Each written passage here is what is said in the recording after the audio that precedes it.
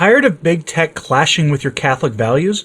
Fide Chat is now live on the Apple App Store and Google Play Store. It's private, encrypted, and built by Catholics for Catholics, with features like parental controls and more.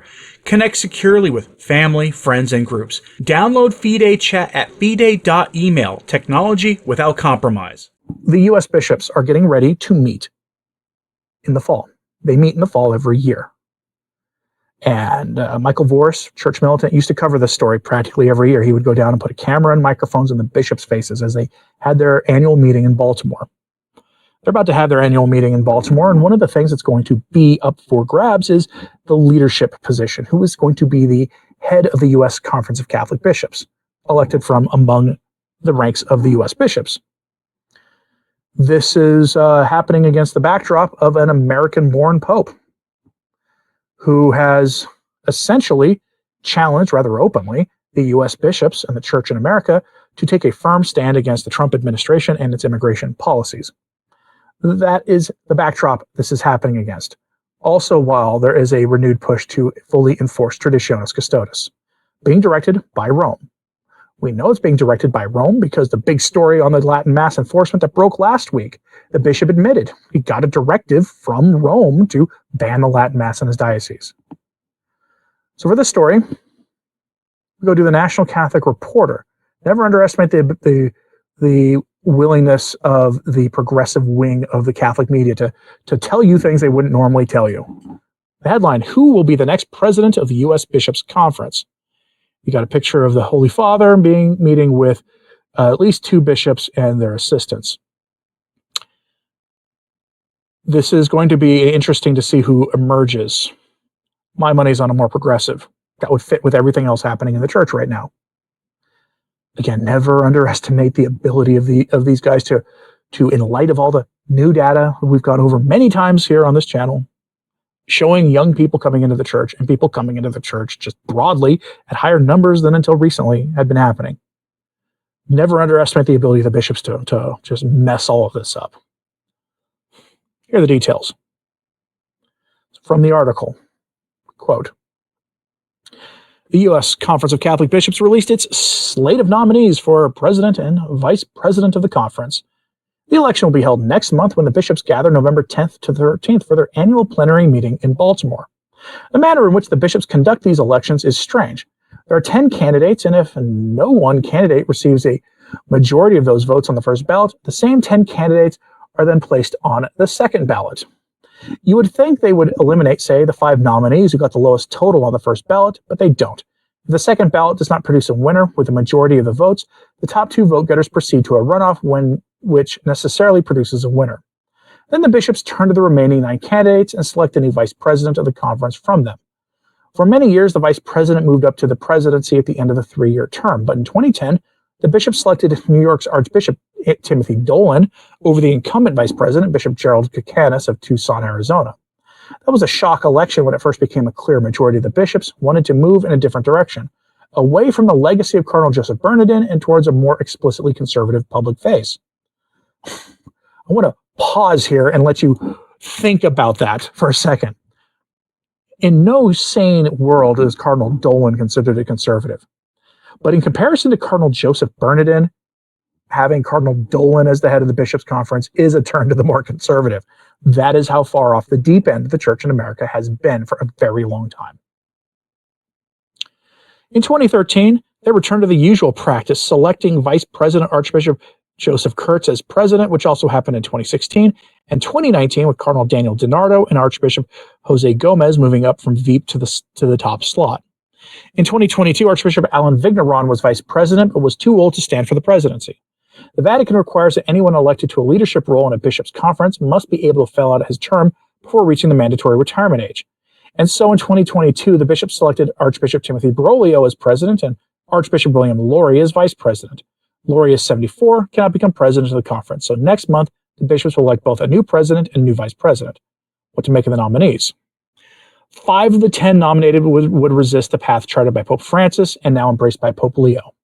Instead of the Pope's more holistic approach to moral theology in the public square, these 5 candidates are associated with culture war approach, stigmatizing opponents emphasizing the unique importance of the sacrifice to Moloch issue for all elections, and downplaying the importance of Catholic social teaching. And that right there is a weaponized phrase. And I will tell you why that is. Catholic social teaching is a comprehensive body of work that really got kicked off by Pope Leo XIII in a big way in the late 19th century. He coined the phrase Catholic social teaching, but popes before him had written on the subjects of economics and other things.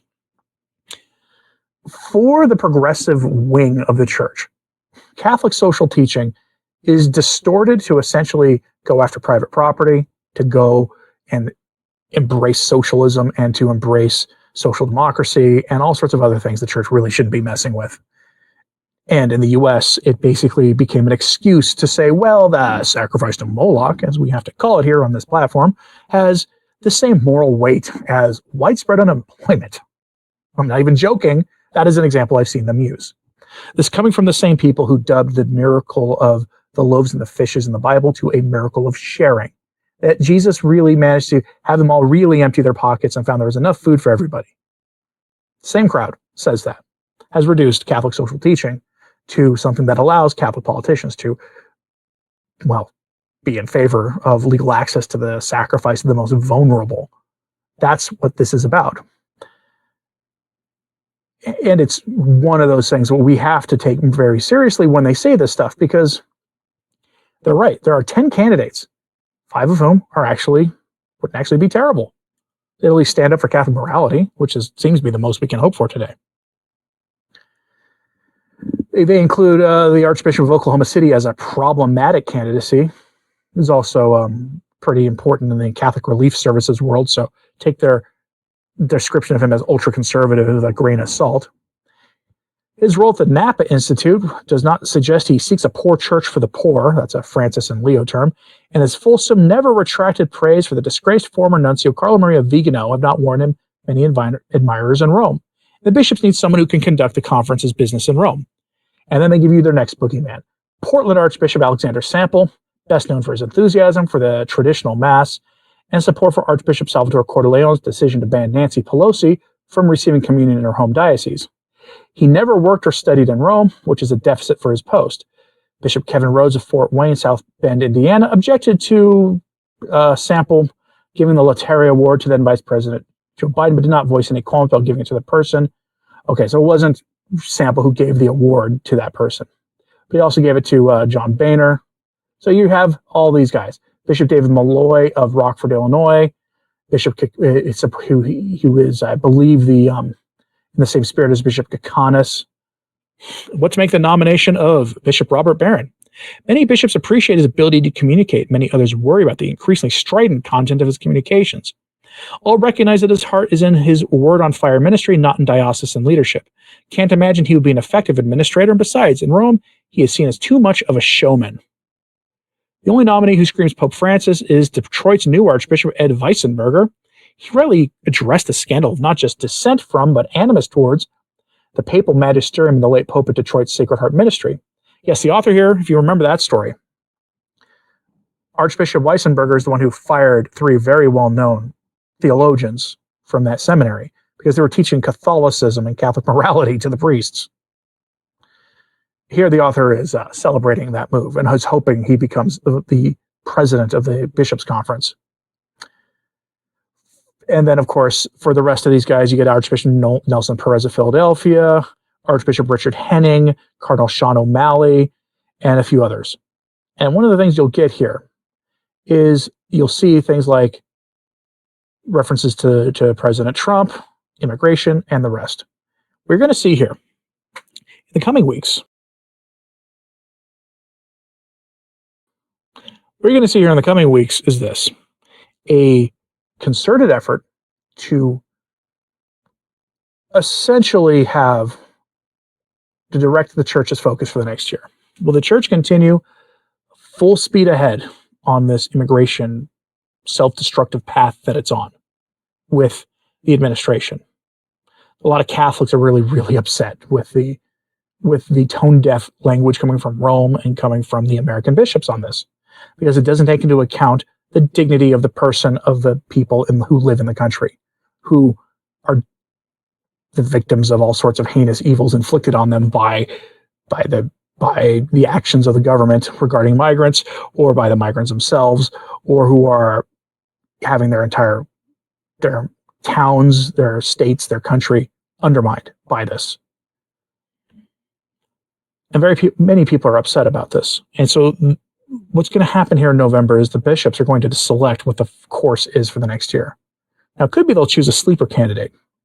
Maybe another person will emerge who will be sort of a unifier, someone who will bridge the gap between a more conservative expression of American Catholicism and the more progressive, some charter of a middle path. And if it were somebody like that, my sleeper candidate for that is not a sleeper candidate.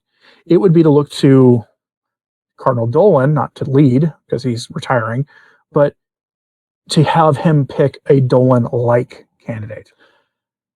Looming over this is the observation made by Taylor Marshall and a few others, going back years, that the plan for the Latin Mass looks like the elimination of it entirely, and traditionalists being sent off to go to the SSPX, where they'll be out of sight, out of mind, and treating the FSSP basically the same. A few parishes here and there across the country, out of sight, out of mind, literally in the toxic waste part of town, like my parish. That's what they're talking about. That's kind of what is looming over all of this. But I'm curious what you think about this, so let me know your thoughts in the comments. Please hit like and subscribe if you haven't. It does help. So to sharing this on social media, that helps too. Pray for all these bishops we talked about. They need it. They'll need it for this discerning process, that maybe they listen to the will of God on this and not like the political meanderings and the political language going on in their meetings, but instead they listen to the will of God, and that they keep an eye towards the changing culture in the country, because it's becoming more Christian friendly. At least that much is happening.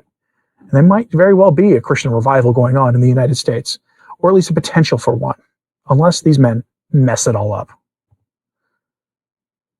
So always pray for the church. I'm Anthony Stine. Ave Maria.